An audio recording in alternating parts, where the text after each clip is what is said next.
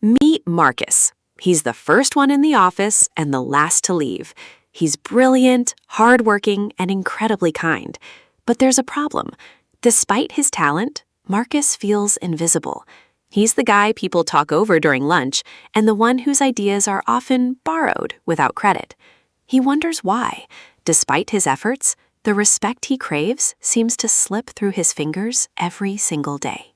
Watch him as he approaches his manager's glass-walled office. Marcus has a critical update on the quarterly project, something that could save the company thousands. But as he stands at the doorway, his shoulders hunch slightly.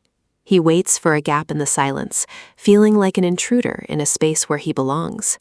His internal monologue is a frantic mess of second-guessing and hesitation. When his manager finally looks up, Marcus begins with the words that have become his unintentional mantra. "I'm so sorry to bother you, but I was wondering if you might have a second." He says it with a nervous smile, shrinking his frame. By starting with an apology for his mere presence, he has already told his manager that his time is less valuable. He is unknowingly trading respect for a false sense of politeness. Later that afternoon, the team gathers in the conference room. The air is thick with the scent of coffee and high-stakes tension. A senior colleague, Sarah, is presenting a strategy that Marcus knows is flawed. He has the data to prove it, but the thought of speaking up sends a chill down his spine. He feels the weight of the room, the judgmental eyes of his peers, and the heavy silence that follows Sarah's proposal.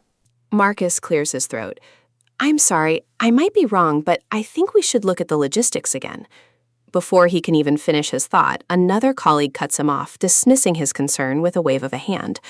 Marcus nods and falls silent. He just apologized for having a correct opinion. He just gave everyone in that room permission to ignore him, and the sting of that realization begins to burn. After the meeting, Marcus finds himself alone in the restroom, staring into the mirror. He sees the fatigue in his eyes and the way his suit seems to hang heavy on his spirit. He realizes that his habit of over-apologizing isn't being polite.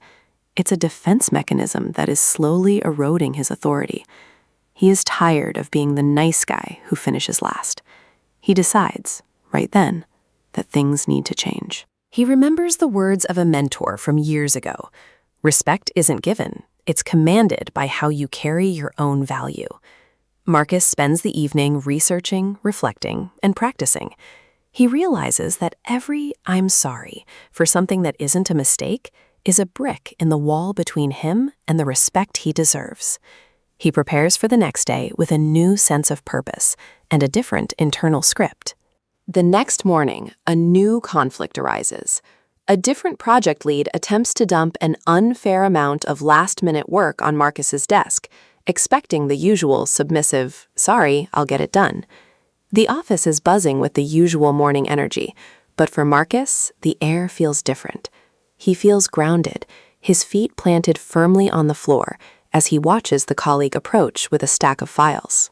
As the colleague speaks, Marcus doesn't interrupt. He doesn't fidget. He waits for the colleague to finish. Usually, Marcus would have said, "I'm sorry, I'm just so busy." But today, the sorry stays locked behind his teeth. He feels the urge to apologize rising like an old habit, but he pushes it down, replacing it with a quiet, steady confidence that surprises even himself. "I can help with this after I finish the priority reports by Friday. If it's urgent, you'll need to speak with the director to adjust my current workload." No apology, no shrinking, just facts delivered with a steady gaze. The colleague pauses, taken aback by the shift in tone. For the first time, the colleague doesn't push back. They simply nod and say, "Fair enough, I'll check with her."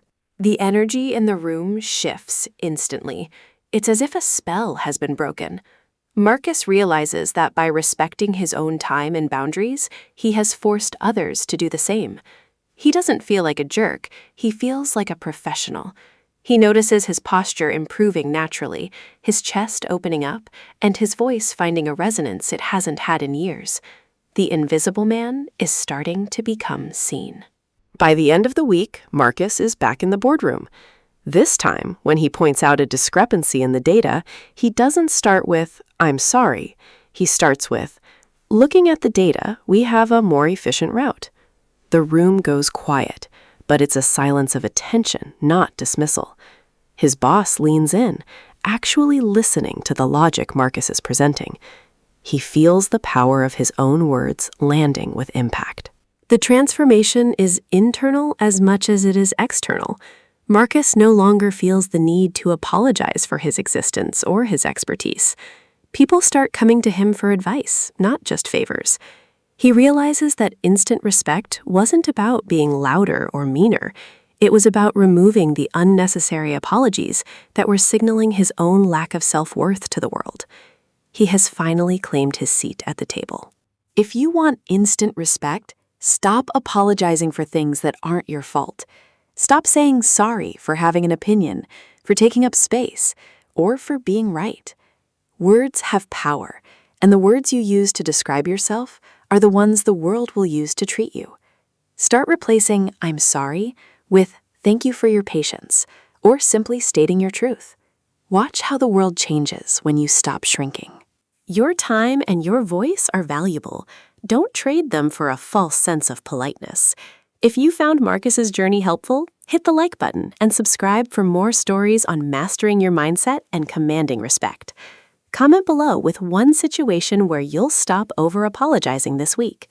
Remember, you deserve to be heard. Thanks for watching, and we'll see you in the next one.